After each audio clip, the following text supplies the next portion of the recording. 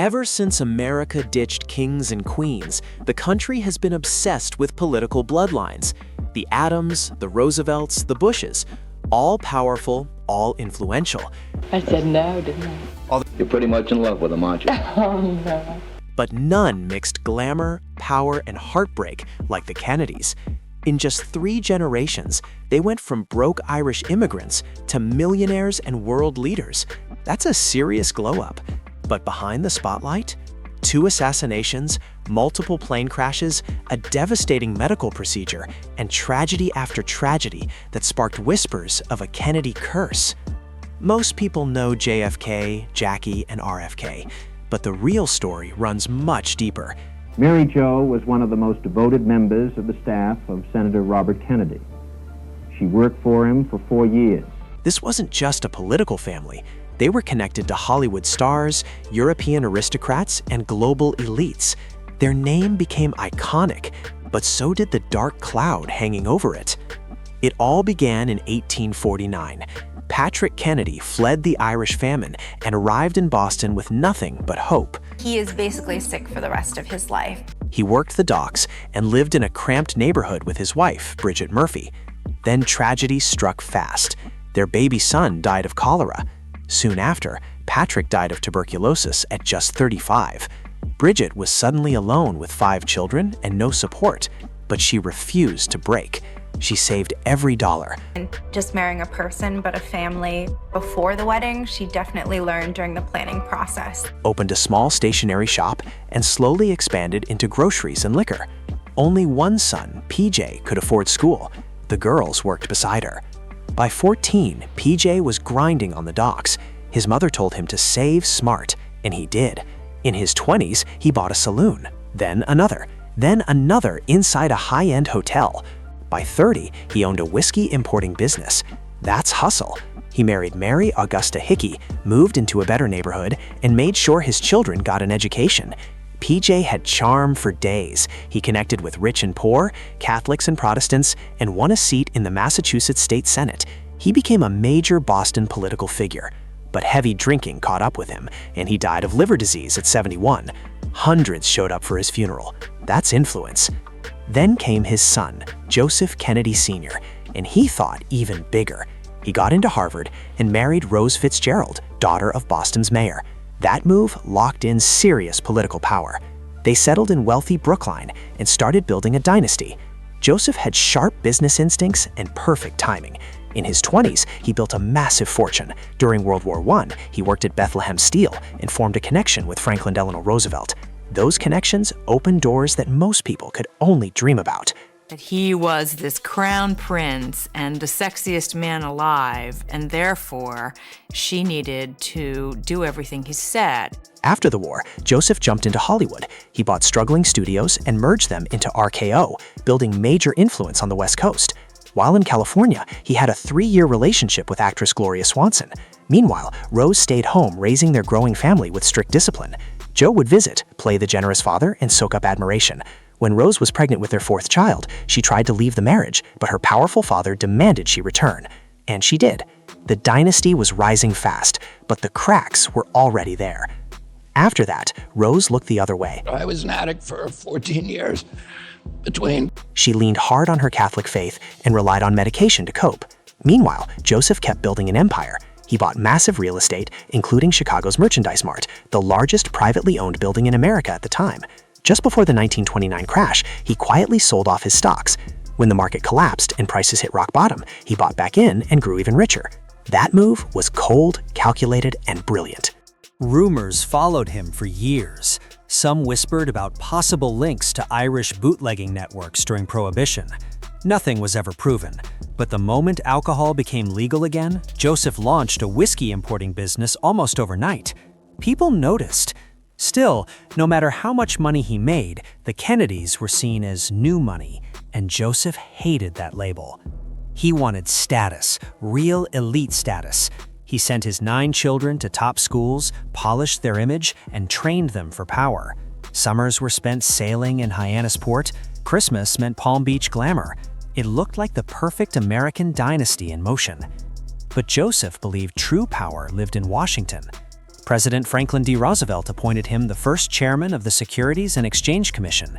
Then, as World War II erupted, Roosevelt sent him to London as U.S. ambassador. Joseph and Rose arrived with all 9 children and quickly stepped into high society. Starting one after my dad died till I was 28 years old. They mingled with aristocrats, and 2 daughters were presented to King George VI and Queen Elizabeth. The climb was unreal. Then it fell apart. During the Blitz, while the royal family stayed in London under bombing, Joseph left for the countryside. The optics were terrible. He also made public comments suggesting the war effort was hopeless and reportedly sought contact with Nazi leadership. When he declared, "Democracy is finished in England," outrage exploded back home. His political career crashed fast, and he resigned in disgrace. Joseph once dreamed of becoming president himself. That dream was over, so he placed all his ambition on his eldest son, Joseph Jr., predicting from childhood that he would be America's first Catholic president. At 19, Joseph Jr. visited Germany and wrote home expressing admiration for certain policies there, comments that later sparked major criticism. Meanwhile, his younger brother John thought differently. Both went to Harvard, but John's senior thesis openly challenged isolationist thinking. Published as Why England Slept, it became a bestseller and boosted his profile. When war broke out, both brothers joined the Navy. Joseph Jr. became a pilot in Britain. John, despite battling Addison's disease and chronic back pain, refused to sit behind a desk. He pushed for active duty and took command of a patrol torpedo boat in the South Pacific. He's trading in on Camelot, celebrity, conspiracy theories, and conflict for personal gain and fame. Then came the night that changed everything. In total darkness, a Japanese destroyer slammed into his boat, slicing it in half. Fire, screaming, wreckage everywhere. John didn't panic. He swam miles through open water, pulling an injured crewman by clenching the life jacket strap in his teeth. Stranded on a small island, he carved their location into a coconut shell and sent it for help. Days later, the crew was rescued. That moment turned John F. Kennedy into a war hero and into a national figure the country would never forget. John's survival story made national headlines, and he was branded a war hero overnight. But just a year later, tragedy struck the family again. Lieutenant Joseph Kennedy Jr. had finished 25 combat missions and could have gone home. Instead, he volunteered for the secret Aphrodite mission. Mid-air, explosives detonated too soon. The plane exploded instantly, killing him and his co-pilot. Some believed he took the extreme risk to prove himself, maybe even to outshine his younger brother. With his firstborn gone, Joseph Sr. poured every ounce of ambition into John. Using money, influence, and strategy, he helped John win a seat in Congress in 1946. Joseph stayed behind the curtain, protecting the family brand. In 1951, Pope Pius XII honored Rose with the title Countess of the Holy Roman Church. The image of a powerful, faithful dynasty was carefully crafted. By 1952, John was in the U.S. Senate. His book Profiles in Courage won the Pulitzer Prize, boosting his reputation nationwide. Around this time, he married Jacqueline Bouvier, and that match was no accident. Jackie came from old money Manhattan society. Boarding schools, ballet, horseback riding, 4 languages. She had elegance locked in. She studied at Vassar, the Sorbonne, in Georgetown, and worked as a journalist when she met John. They bonded over books and politics, but her elite background made Joseph Sr. especially pleased. Jackie didn't say yes right away. She took a month to think while covering Queen Elizabeth II's coronation in London. In 1953, they married in what was called the Society Wedding of the Year. But the fairy tale had cracks. Jack nearly died after major back surgery. Jackie suffered a miscarriage and later gave birth to a stillborn daughter, Arabella. The pressure was intense. When their daughter Caroline was born, the family appeared on the cover of Life magazine, picture perfect and powerful. He was so ill that his father had put cortisone treatments in safe deposit boxes around the country if he ever needed them because of his Addison's disease. In 1960, Jack ran for president. He looked calm, confident, and sharp.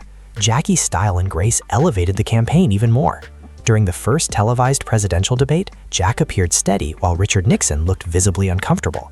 Television changed politics forever, and Kennedy won by the slimmest margin.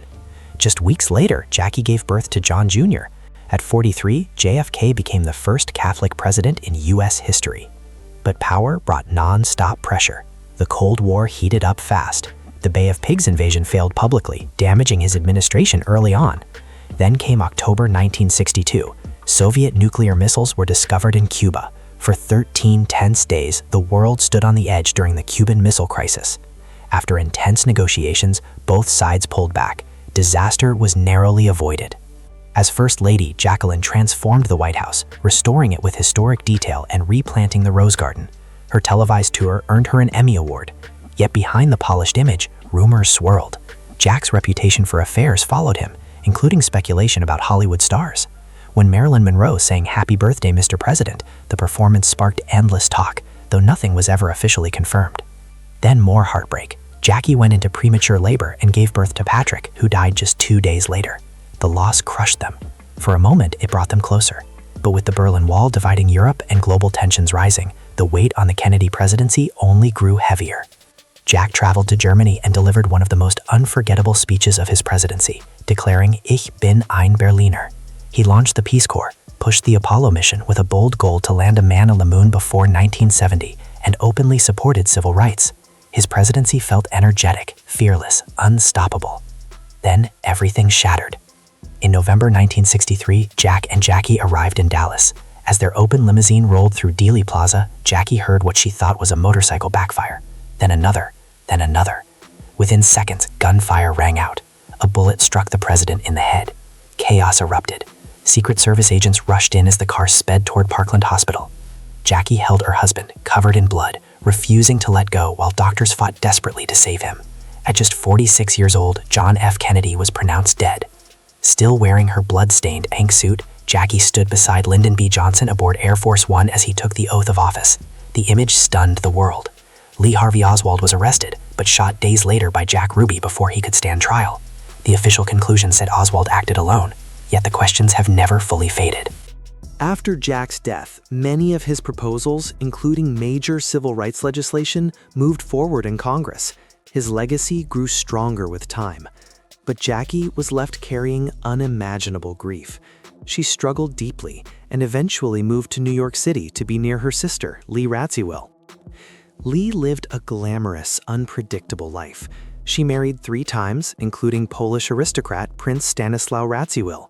She socialized with Truman Capote, Andy Warhol, and even members of the Rolling Stones. She helped spotlight her eccentric relatives in the documentary Grey Gardens, revealing former socialites living in extreme isolation inside a decaying Hamptons mansion. The contrast between privilege and decline shocked audiences. Lee had a relationship with Greek shipping billionaire Aristotle Onassis. After Robert F. Kennedy was assassinated in 1968, Jackie feared for her safety and her children's future. In a move that surprised many, she married Onassis, despite his past connection to her sister.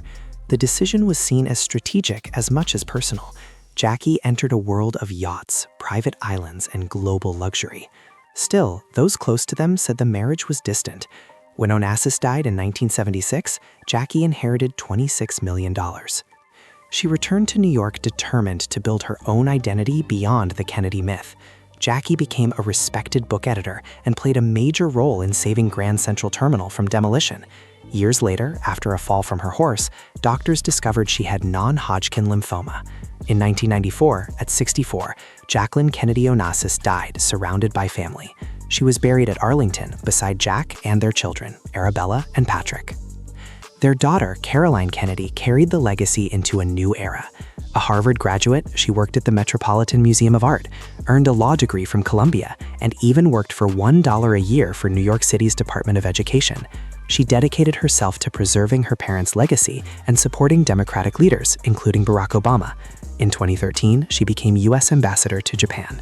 In 2022, she was appointed ambassador to Australia. Caroline has 3 children, Rose, Tatiana, and Jack, and once again, the Kennedy name remains tied to public life and political ambition.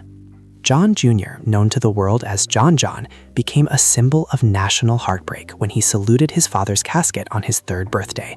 That image is burned into history. As he grew up, the spotlight never left him. He attended Brown University, then NYU Law, passing the bar on his 3rd try before becoming a Manhattan prosecutor. He tested the acting world briefly, but his biggest move was launching George, a glossy political magazine that mixed celebrity and power. With his Hollywood looks, he dated Cindy Crawford, Brooke Shields, Sarah Jessica Parker, and Daryl Hannah. He was America's prince without a crown. In 1996, he secretly married fashion publicist Carolyn Bessette. The media obsession was nonstop. Cameras followed them everywhere, and the pressure weighed heavy. Then, in 1999, tragedy struck again. John, still relatively inexperienced as a pilot, flew Carolyn and her sister Lauren toward Hyannisport at night. The plane never made it. It crashed into the ocean near Martha's Vineyard. 5 days later, their bodies were recovered from the seafloor. Another young Kennedy gone too soon. The family name had become bigger than politics. It stood for ambition, glamour, power, and devastating loss. Quick pause. I used to deal with breakouts, cravings, stomach issues, and insomnia during my cycle. The biggest difference my family noticed? My mood felt more balanced, and I felt like myself again. Hormone Harmony is made for women dealing with symptoms from menstruation to menopause. It blends plant-based ingredients with modern research and is trusted by over 177,000 women. For a limited time, you can get 15% off your first order at happymammoth.com using the code TEATIME at checkout. That's happymammoth.com, code TEATIME. Now, let's get back to the story. Rosemary Kennedy, the eldest daughter, faced challenges from the very beginning. During her birth, medical delays led to a lack of oxygen, which affected her development. As she grew, she struggled with learning and keeping up academically. Her parents chose to keep her condition private, determined to maintain the family's public image. As a teen, her brother John took her to social dances so she could feel included. When the family moved to London, 20-year-old Rosemary was presented at Buckingham Palace. She practiced her curtsy for hours, but stumbled during the ceremony. The royal family continued smoothly, but the pressure on her was intense. Back in the US, Rosemary became increasingly frustrated by her limitations. She experienced emotional outbursts and struggled to adjust. Her parents enrolled her in a convent school, but she began sneaking out at night. There were serious concerns about her safety and vulnerability. At the time, doctors recommended an experimental procedure called a lobotomy, claiming it could stabilize her behavior. The decision that followed would become one of the most heartbreaking chapters in Kennedy history. In 1941, Rosemary Kennedy underwent a lobotomy while fully conscious. The results were devastating. Her abilities were drastically reduced. She struggled to speak and could no longer live independently. Joseph Kennedy placed her in an institution and kept her condition hidden, fearing political fallout. He never visited her again. Only after his death in 1969 did her siblings fully understand where she had been. Slowly, they brought her back into family life. Rosemary lived riotly until 2005, passing away at 86. One of the most painful chapters in the Kennedy story. Her sister Kathleen, known as Kick, was the complete opposite, bold, athletic, and full of life. In London, she joined the glamorous Bright Young Things and was named debutante of 1938. Even after her father's reputation collapsed, she wanted to stay in war-threatened Britain. He refused. Kick shocked her family by joining the Red Cross and returning to London during the war. There, she fell in love with William Billy Cavendish, heir to the Duke of Devonshire. It sounded like a fairy tale, except Billy was Anglican, and the Kennedys strongly objected. Kick married him anyway. Only Joseph Jr. attended. Their happiness lasted just 5 weeks. Billy returned to combat and was killed by a German sniper at 26. Kick was heartbroken but stayed in London society. Later, she became engaged to Peter Fitzwilliam. In 1948, their plane crashed while flying to the French Riviera. Both died instantly. Kick was only 28. Her headstone reads, "Joy she gave, joy she has found." A life full of spark, gone in seconds. Eunice Kennedy chose a path of purpose. She studied sociology at Stanford and worked in government roles focused on women and children. She married Sergeant Shriver and had 5 kids. With support from President Kennedy, Sergeant helped launch the Peace Corps. Eunice never forgot Rosemary. When she led the family foundation, she shifted its mission towards supporting people with intellectual disabilities. In 1968, she founded the Special Olympics, a global movement that changed millions of lives. In 1984, she received the Presidential Medal of Freedom. She passed away in 2009 at 88, leaving behind a legacy built on advocacy, not scandal. Her daughter Maria Shriver carried the public spotlight in a new direction. Maria became a respected journalist on Today, NBC Nightly News, and Dateline. In 1986, she married Arnold Schwarzenegger. Hollywood muscle meets American royalty. When Arnold became governor of California, Maria stepped into the role of First Lady of the state. Then in 2011, a bombshell dropped. Arnold admitted he had fathered a child with their housekeeper. The marriage ended in divorce. Maria rebuilt her career and returned to television stronger than before. Their daughter Katherine became a best-selling author and married actor Chris Pratt. Their son Patrick stepped into acting. The Kennedy spotlight stayed bright. Patricia Kennedy, the artistic sister, chased creativity. She worked in media and produced one of the first cooking shows on network television. After marrying actor Peter Lawford of the Rat Pack, her Malibu home became a celebrity hotspot.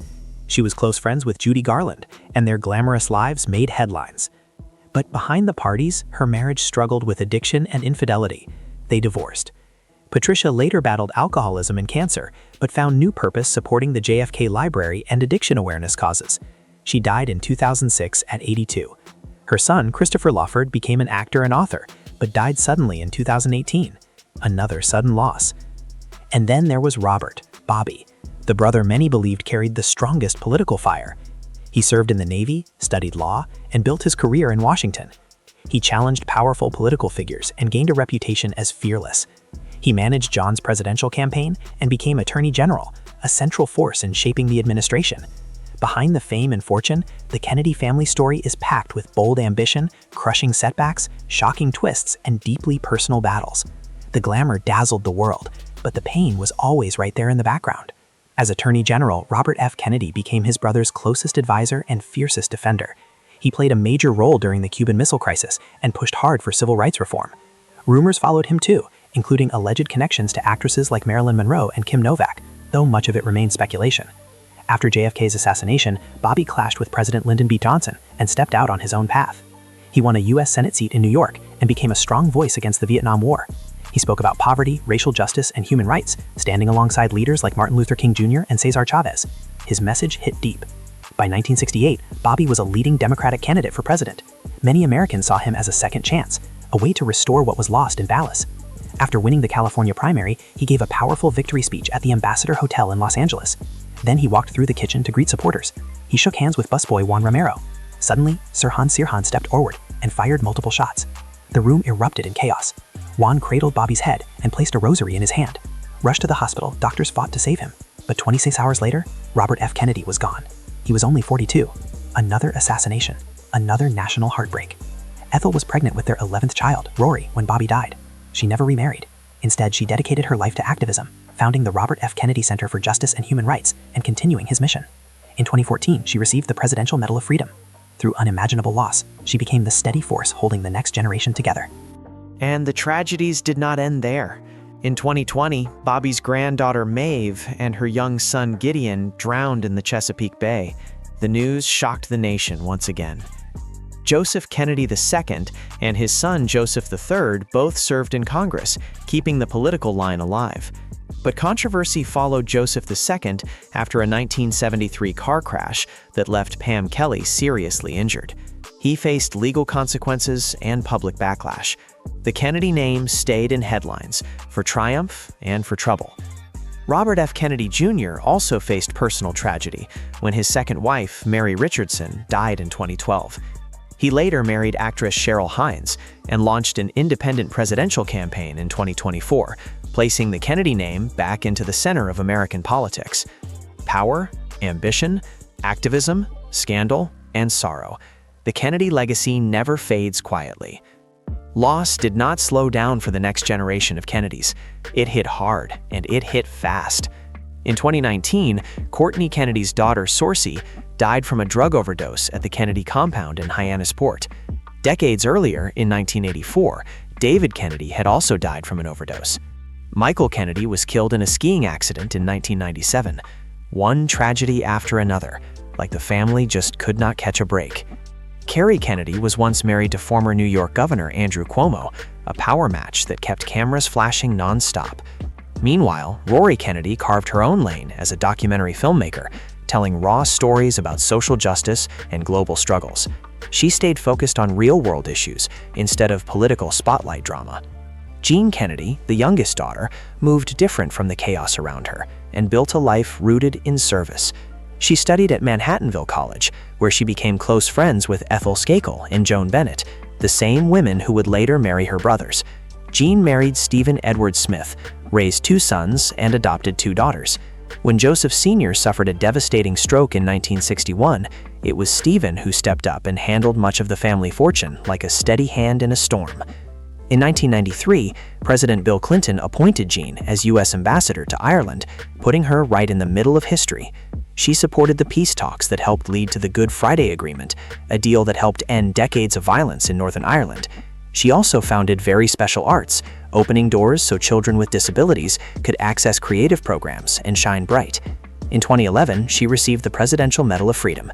Her memoir, The Nine of Us, Growing Up Kennedy, gave people a rare inside look at what it really felt like behind those famous gates.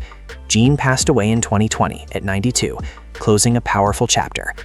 Rose Kennedy, the strong matriarch who buried more children than any mother ever should, lived to 104 years old. She survived 4 of her children and passed away in 1995.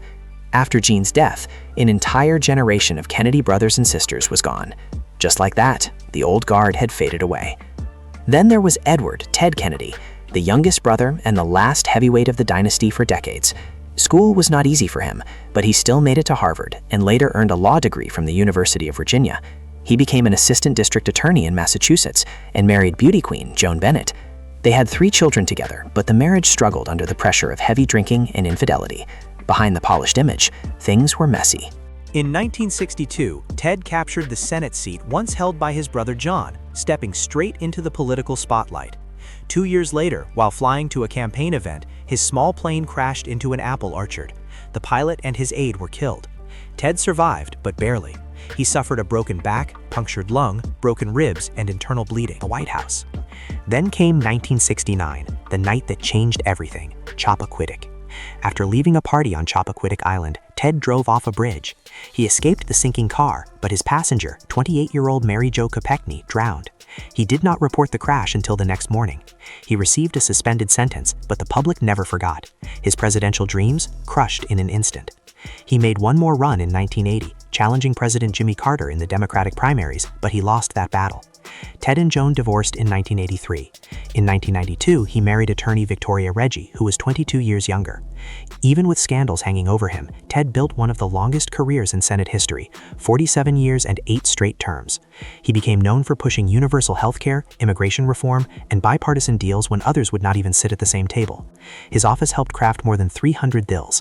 Ted died in 2009 at age 77 from a brain tumor, ending an era. The heartbreak did not stop there. 2 years later, his daughter Kara died of a heart attack while exercising in Washington, D.C. His son, Edward Jr., battled bone cancer at 12 years old and lost his right leg, but he pushed forward and later served as a Connecticut state senator. Patrick Kennedy II represented Rhode Island in Congress for 16 years. In 2006, he crashed his car into a barricade on Capitol Hill and later admitted he was struggling with prescription drug addiction. I think it would have destroyed his presidential ambitions. He received probation and sought treatment, choosing recovery over denial.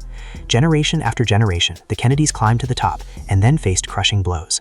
Assassinations, plane crashes, overdoses, accidents, public scandal, private grief.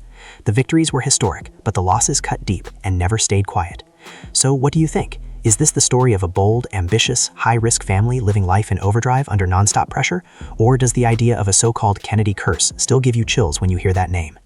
If you enjoyed this deep dive into one of America's most powerful families, hit like, subscribe, and drop your thoughts below. And if you want more dramatic history stories that mix power, fame, and real-life chaos, check out the rest of the channel.